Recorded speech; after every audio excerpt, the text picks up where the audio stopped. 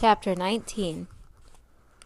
Yao Wang was no charlatan, and the spirit of Sun Si Mayo must have guided Xing Xing's hand in mixing the medicine, for by the end of the month, scar tissue had formed on both of Wei Peng's feet, and she no longer moaned in pain.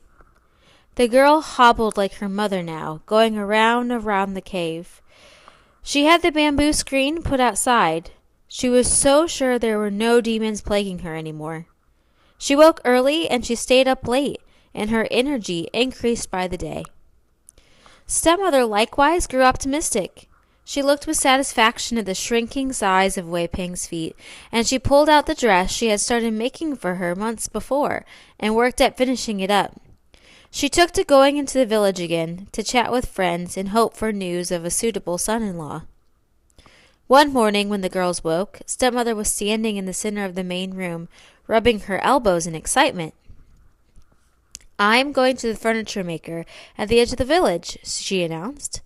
"What for?" said Wei Peng. "I like it better this way. The cave is so spacious."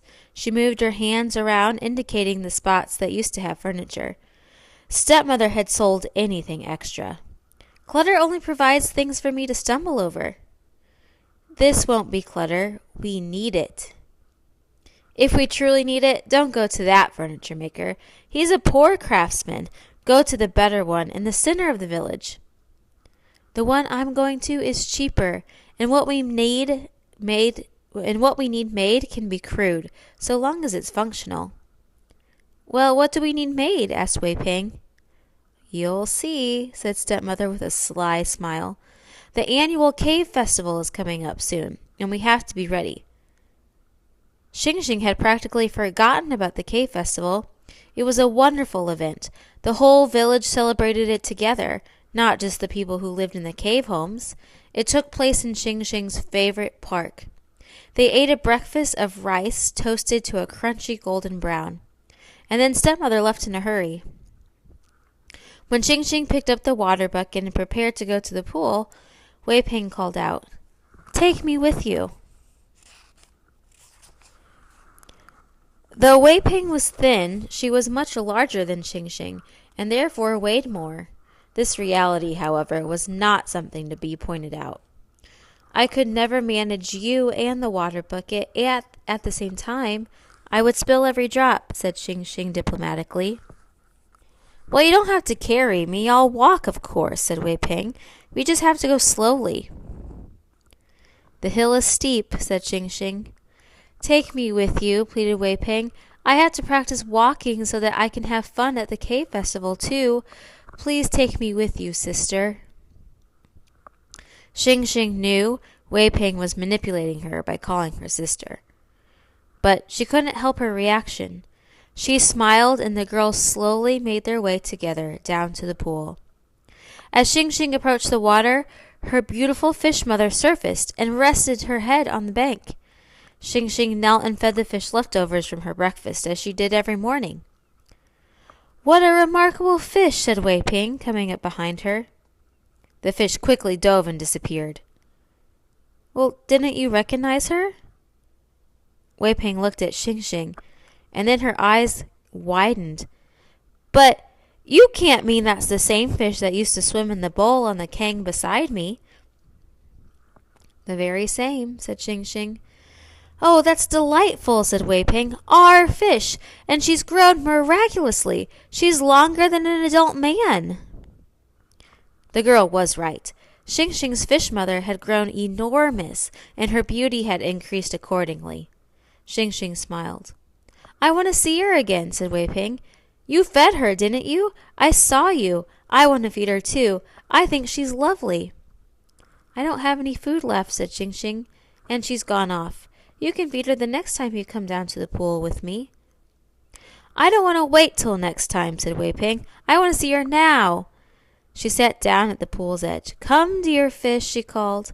"Come back and let me see you." But the fish did not come. After a while, Xing Xing filled the bucket, and with many rests along the way, the girls returned to the cave. When Stepmother came in later, Wei Peng could not wait to tell her about the fish. "She's huge, Mother. You should see. And she's even prettier than she was before." Are you sure that this is the same fish? Asked stepmother. Yes, Xing Xing feeds her every day, said Wei Ping. She feeds her with her shahi, her forefinger, the same one she uses to feed herself, just as though the fish were a family member. The fish comes right up to her and sticks her head out on the bank. Stepmother looked at Xing Xing so suspiciously. The girl's upper lips went cold. I have to see this for myself, she said, and she went back out the door. Talk to us first, cried out Wei Ping. Tell us what this mysterious furniture is. That can wait, said stepmother briskly, and she limped down the hill. It was a long time before she managed to make it back. She dropped onto the kang, completely tuckered out. Well, isn't she all that I said? Exclaimed Wei Ping, clasping her hands under her chin. Isn't she just wonderful? And she's just the most wonderful fish ever.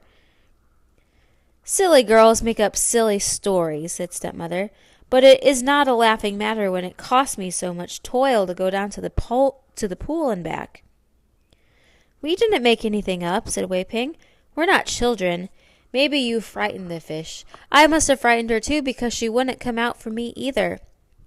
But she comes out for Xing Xing. I saw her, and tomorrow I'm going to see her again, and I will be the one to feed her. Is this true, Xing Xing? Asked stepmother. Is there really a fish, and does it only come out for you? Xing Xing was surprised that stepmother used her real name. Maybe the woman had sensed the presence of Father Spirit. Or maybe she was just trying to manipulate the girl, like Wei Ping had done earlier this morning. Fingers of dread twined around her throat. She couldn't even swallow the saliva that gathered at the back of her tongue. But really, she shouldn't have such a reaction. There was no reason for stepmother to manipulate Xing Xing. The woman could get anything she wanted from the girl by just simply ordering her around. Yes, answered Xing Xing, forcing herself to move beyond the unreasonable dread. Well, maybe one day you'll show her to me, said stepmother lightly, as though it were of no importance at all. In the meantime, if you're still curious, she looked teasingly at Wei Ping, I have things to tell you.